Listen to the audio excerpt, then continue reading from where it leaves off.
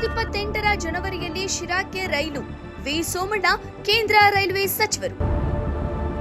ದಶಕಗಳ ಕಾಲದ ಶಿರಾ ಜನತೆಯ ಕನಸು ನನಸು. ದಶಕಗಳ ಕಾಲದಿಂದ ಶಿರಾ ನಗರಕ್ಕೆ ರೈಲಿನ ಸಂಪರ್ಕ ಕಲ್ಪಿಸಲು ಸಾಕಷ್ಟು ಸಾಮಾಜಿಕ ಹೋರಾಟಗಳು ನಡೆಯುತ್ತಿದ್ವು. ನಾನಾ ಕಾರಣಗಳಿಂದ ಕಾಮಗಾರಿ ವಿಳಂಬವಾಗಿ ಶಿರಾದ ರೈಲ್ವೆ ಕನಸು ಕನಸಾಗಿ ಉಳಿದಿತ್ತು. ಆದರೆ ವಿ ಸೋಮಣ್ಣ ಕೇಂದ್ರ ರೈಲ್ವೆ ಸಚಿವರಾದ ದಿನದಿಂದಲೂ ರೈಲ್ವೆ ಕಾಮಗಾರಿ ಚುರುಕುಗೊಳಿಸಲು ಸಾಕಷ್ಟು ಶ್ರಮ ವಹಿಸಿದ್ರು. ಜನವರಿ 2028ರಂದು ಶಿರಾಕ್ಕೆ ರೈಲು ಬರುವುದು ಖಚಿತ ಎಂಬ ಸಂದೇಶವನ್ನ ವಿ ಸೋಮಣ್ಣ ನೀಡಿರುತ್ತಾರೆ.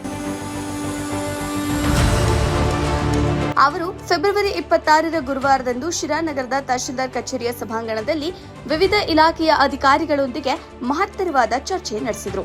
ಶಿರಾದ ರೈಲ್ವೆ ಸ್ಟೇಷನ್ ಜಾಗದ ಪರಿಶೀಲನೆ ನಡೆಸಿದರು. ಆ ಸಂದರ್ಭದಲ್ಲಿ ಕರ್ನಾಟಕ ಸರ್ಕಾರದ ದೆಹಲಿಯ ವಿಶೇಷ ಪ್ರತಿನಿಧಿ ಹಾಗೂ ಶಾಸಕರಾದ ಟಿಬಿ ಜಯಚಂದ್ರ, ವಿಧಾನ ಪರಿಷತ್ ಶಾಸಕರಾದ ಚಿದಾನಂದ ಎಂಗೌಡ, ಮಧುಗಿರಿ ಉಪವಿಭಾಗಾಧಿಕಾರಿ ಶಿವಪ್ಪ ಗೋಟೂರ್, ತಹಶೀಲ್ದಾರ್ ಆನಂದ್ ಕುಮಾರ್ ಹಾಗೂ ತಾಲೂಕು ಮಟ್ಟದ ಅಧಿಕಾರಿಗಳು ಉಪಸ್ಥಿತರಿದ್ದರು. ಅದೇ ರೀತಿಯಾಗಿ ಇವತ್ತು ಬೆಳಿಗ್ಗೆ ದಾವಣಗೆರೆಯಿಂದ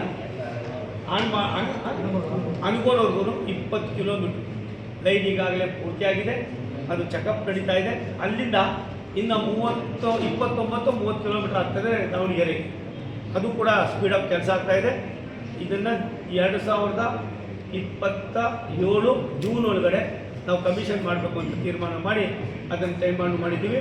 ಅದಂತರ ಚಿತ್ರದುರ್ಗ ಹಿರಿಯೂರಿಂದ ತಾವರೆಕೆರೆಯಿಂದ ಸಿರಾಯಿಂದ ನಮ್ಮ ತಿಮ್ಮರಾಜನಹಳ್ಳಿ, ಇದು ಕೂಡ ಎಲ್ಲವೂ ಟೆಂಡರ್ ಆಗಿದೆ.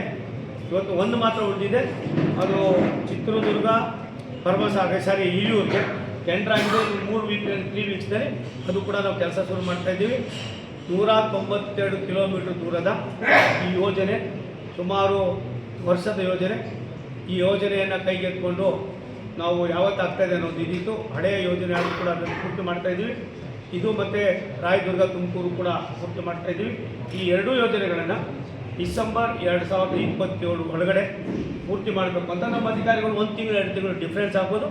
2027-2028 ಜನವರಿ ಫೆಬ್ರವರಿಯಲ್ಲಿ ಮುಗಿಸ್ತೀವಿ. ಇದಾದ ಮೇಲೆ ಇವಾಗ ತಾನೇ ಹೇಳ್ತಾಯಿದ್ರು ಸನ್ಮಾನ್ಯ ಜಯಚಂದ್ರ ಸಾಹೇಬರು, ಇದು ಯಾವುದು ಚೆನ್ನೈ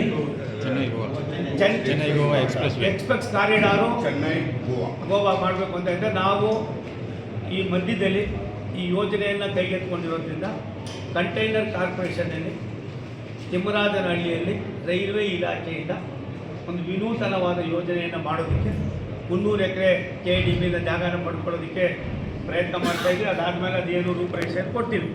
ಯಲಹಂಕದಲ್ಲಿ 5,900 ಕೋಟಿ ರೂಪಾಯಿಗಳ ಮೆಗಾ ಟರ್ಮಿನಲ್ ಅಂತ ಇದೆ.